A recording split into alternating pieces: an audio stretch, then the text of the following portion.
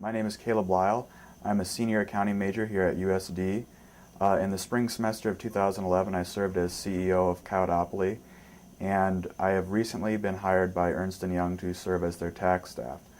Dr. Huckabee asked me just to come back and talk about my experiences in the job search process and how my experiences in Coyoteopoly helped me obtain that position. My experience in the job search process started off as it does for all USD business students. You log on to Coyote Careers website, you fill out a profile, and you upload various documents like your resume, cover letters, reference pages, and stuff like that. Then after you've done that, you can click a button that lets you see all of the jobs and internships that you qualify to apply for. You pick the ones you want to apply for and you submit your resume and sometimes some other document. So after you've uploaded your resume on Coyote Careers and you get assuming you get selected by the company you picked, you have an on-campus interview. Typically how that works is the company sends anywhere from 1 to 4 people on campus, and they have interviews all day long. All of my interviews lasted a half hour, but I talked to some people who had interviews for 45 minutes or an hour. So you can expect to compete with anywhere from 8 to 16 people here just on campus for the job or internship you're applying for. The next thing that happens is, assuming you do well in your on-campus interview, you might get asked to go to the firm or company for further interviewing at the site of their office. I can't tell you how this works for all companies, but I can tell you how it works for Ernst & Young. After I had my on-campus interview, about 2 or 3 weeks later, they gave me a phone call and an email inviting me up to the firm. Me and one other girl from USD got invited. We went up there one weekend. We had a social dinner with some people from the firm and other students the first night. The next day we had 3 individual half-hour interviews, and then we went home and waited to hear back, on whether or not we had got the job. 2 things I'd like to point out about that is, first of all, the firm had 3 separate sessions like this where they brought students from various campuses to the firm for further interviewing. And second of all, there was about 30 students at each session. So you're going to be competing against a lot of students for very few positions. And the students I talked to, like I talked to a kid from North Dakota and some kids from Minnesota, they were the only people who were taken from their campus. There was only 2 of us that got asked to go from USD, 1 from University of North Dakota. It sounded similar for the rest of the universities. So basically, the point I'm getting at there is that they're only going to take 1 or 2 of the 8 to 16 people that they interview on campus to the firm for further interviewing.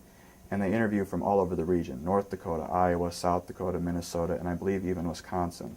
So your competition for these jobs is going to be pretty fierce. So that means you got to really stand out in 2 areas. You have to stand out in your resume if you want to be selected for an on-campus interview, and you have to stand out in your interviews, obviously, if you want to be selected for the job.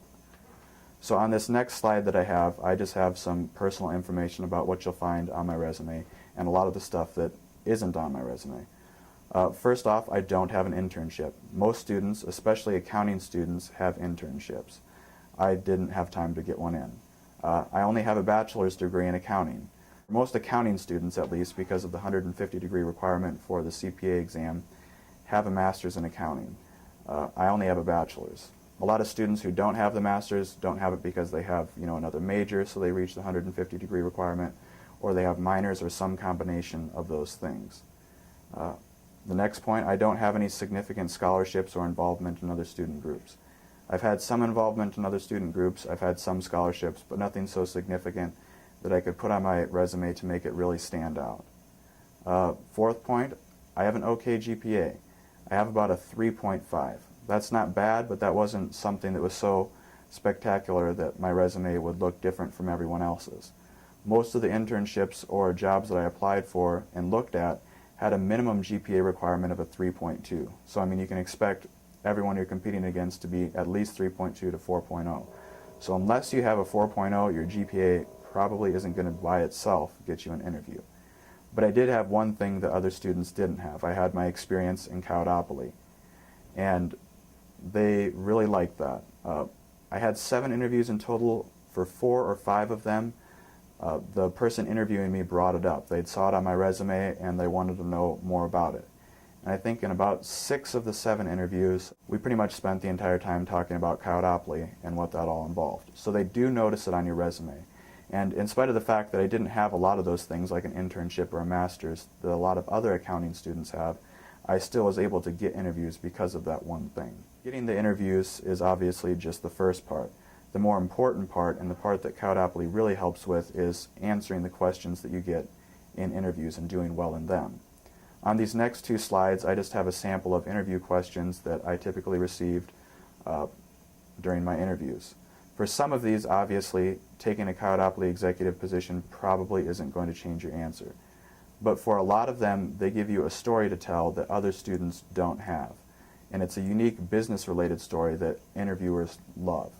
For example, this question, I got this one a lot in one form or another. Describe a time where you encountered a difficult situation and how you handled it. And in retrospect, how would you handle it differently? I talked about how as CEO of Coyoteopoly, I had to go out to the classes and recruit various board members. One executive position was very difficult to fill, and I only had one kid volunteer to do it, so I was stuck with that person. And immediately there was a bunch of problems. They didn't show up to meetings, or they'd show up late. They didn't do their work, or it was done late, or it was done poor quality, and just they always had the most extravagant excuses, never had any warning for missing meetings. So my first response to that, because they had been so difficult to get anyone in that position in the first place, was to meet with that student more one-on-one to clarify exactly what needed to be done. That didn't work. So the next thing I did is 10% of the grade for this class is Coyoteopoly. I docked 50 points of that, which is 5% of the grade from the student, until they did some of the stuff that they were supposed to. That didn't work either. So eventually I had to fire them. I said in hindsight what I would do differently is I would institute like a formal 3 strikes firing process to notify someone exactly where they stand with the company. When they have a strike, what the issues behind that were. And they loved answers like that, because not a lot of students can talk about things like that. On this next slide is just a bunch more interview questions that I had. This is one I got a lot. What have you done to demonstrate effective communication skills? I was able to talk about various presentations I'd given to all of the classes about Coyoteopoly. I was able to talk about how me and a few other board members went down to the Vermilion City Council to give them a business presentation to try and obtain co-sponsorship for the South Dakota Shakespeare Festival, because we wanted to use the parks for free and have them upgrade the park to meet our electrical needs. I was able to talk about how me and the rest of the board of directors went down to Core Trust Bank and talked to Jennifer Steele, who is a banker there, to talk over our business plan and kind of try to convince her to let us obtain a commercial line of credit. And we did those things successfully. They loved hearing stories like that because no one else has stories like that. Every student's taken speech class and given a couple group presentations in their business classes and can talk about those experiences for demonstrating effective communication skills. Every student's had group projects where there was 5 people who were supposed to do something, and them and one other student did all the work, and the other 3 people never even showed up to class hardly. Everyone can talk about stories like that, so having experiences like those is nice, and it might enable you to answer your interview questions. But if you remember from what I showed you before, you might be competing against 8 to 16 people here on campus for an internship or job, and 1 or 2 of you get picked to compete against 30 people at the firm interviewing there for 4 or 5 positions.